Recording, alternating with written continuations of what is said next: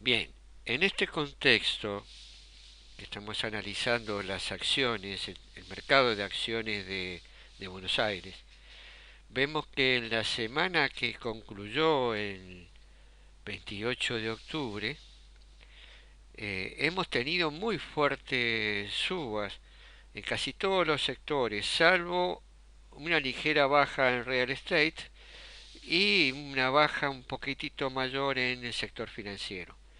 Pero, por ejemplo, tres sectores que ya vienen dando bastante eh, buenos retornos, como es el caso de materiales básicos, utilities y energía, tuvimos una semana que fue superior a la evolución del índice Merval. Estas carteras son desarrollos que nosotros tenemos en función de lo que nos dice Standard Poor's, cómo ellos arman las carteras. Pues nosotros tratamos de replicar con ligeras diferencias, pero prácticamente los valores coinciden con muy poca diferencia y de esa manera podemos observar la evolución de cada uno de los sectores en forma independiente. Bueno, vamos a ver el sector de materiales básicos.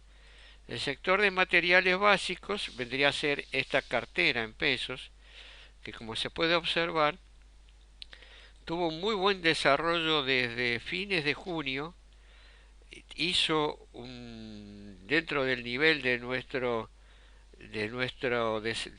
armado, hizo 10.000 pesos sobre 30.000, hizo un 33% de suba en muy poco tiempo. Después se frenó su suba, generó esta divergencia entre, entre la curva de precios y el indicador, que anunciaba que ya en estos niveles, a fines de agosto, el momentum, la polenta, la fuerza que tenía el movimiento se estaba agotando y tuvimos señales de venta, pudimos haber salido de esta cartera a mediados de septiembre. Pero nuevamente observamos que sobre la última semana de octubre ya volvemos a tener señales de compra con indicadores de tendenciales como es la media móvil, este parabolic o estos tendenciales que ya también están dándonos señal de entrada y este RSI que es un indicador de momentum, de fuerza del movimiento que está empezando otra vez a incrementar su suba. Es probable que sigamos teniendo buena evolución en este sector de activos del Merval. Quizás una de las acciones más importantes del sector sea Aluar. Aluar fue prácticamente un calco de lo que es el sector. Vemos que en principios de julio, fines de junio, dio señal de compra. ¿En qué niveles? Y dio señal de compra en 82 pesos y llegó a cotizar rápidamente en 147 pesos, 142 pesos. Una muy interesante suba en una etapa que prácticamente no llegó a un mes. En menos de un mes tuvo esta impresionante suba. Nuevamente observamos la divergencia bajista que nos preanunciaba que el movimiento se estaba agotando y podríamos haber salido tranquilamente si hubiéramos sido precavidos, podríamos haber salido a principios de septiembre en 140 pesos. Nuevamente vemos que hizo una corrección a la baja, pero que coincidentemente con el índice o con la cartera, en la última semana de octubre nos volvió a dar señal de compra con todos los indicadores alineados. Eh, el otro sector que estamos analizando es el de utilities. Utilities también vemos que a fines de junio generó una muy buena señal de compra.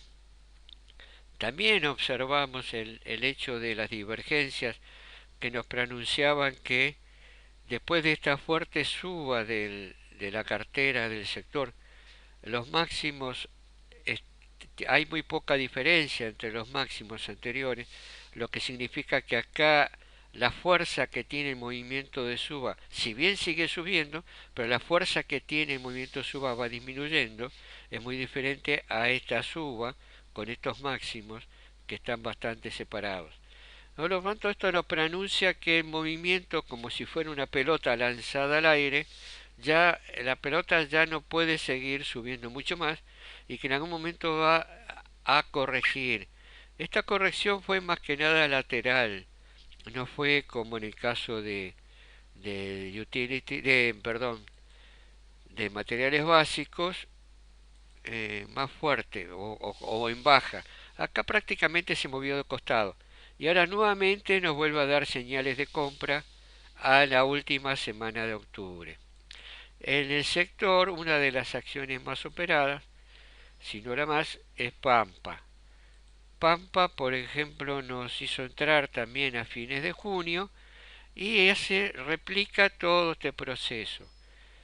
Fuerte subo al principio generando máximos y mínimos ascendentes.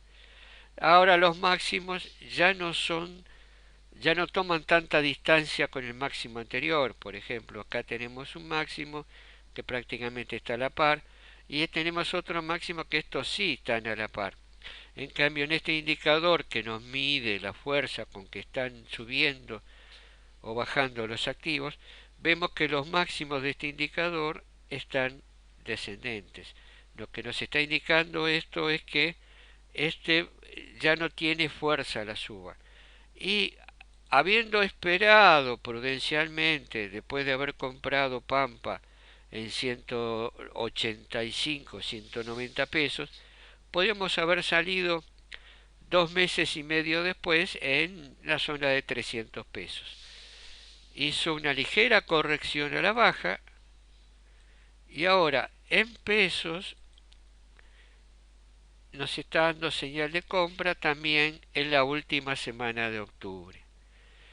Por último, el sector de energía. El sector de energía es un sector muy sensible. Energía y financiero son sectores que uno tiene que tener mucho cuidado porque tanto a nivel local como a nivel global, sobre todo el financiero, nos puede meter en un problema de crisis sistémica.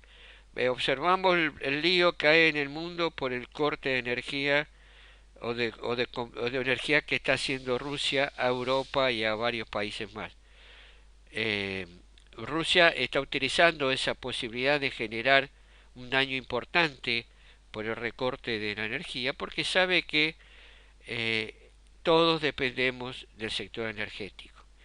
Los únicos que no lo sabemos somos nosotros, que tenemos recursos energéticos para regalar y lo tenemos sin explotar. Bueno, principios de julio el sector dio señal de compra, también hizo el proceso de fuerte suba, hizo máximo mínimo, máximo mínimo, máximo mínimo, máximo mínimo.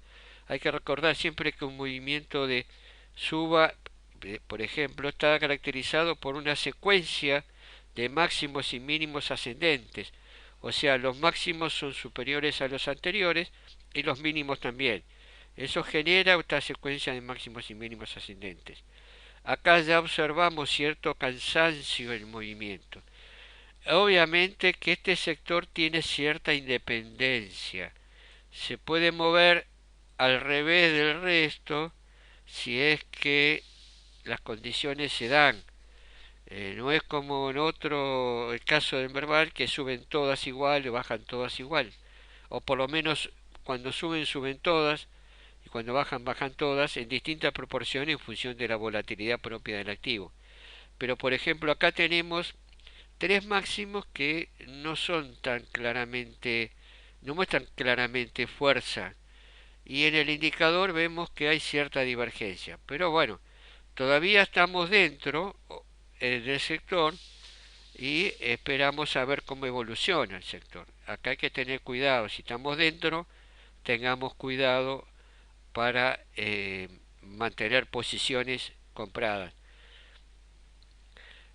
Obviamente el gran activo es IPF, que a comienzos de julio nos daba señal de compra en la zona de 880 pesos y rápidamente en septiembre, estamos hablando 2 meses después, operaba en 2.200 pesos.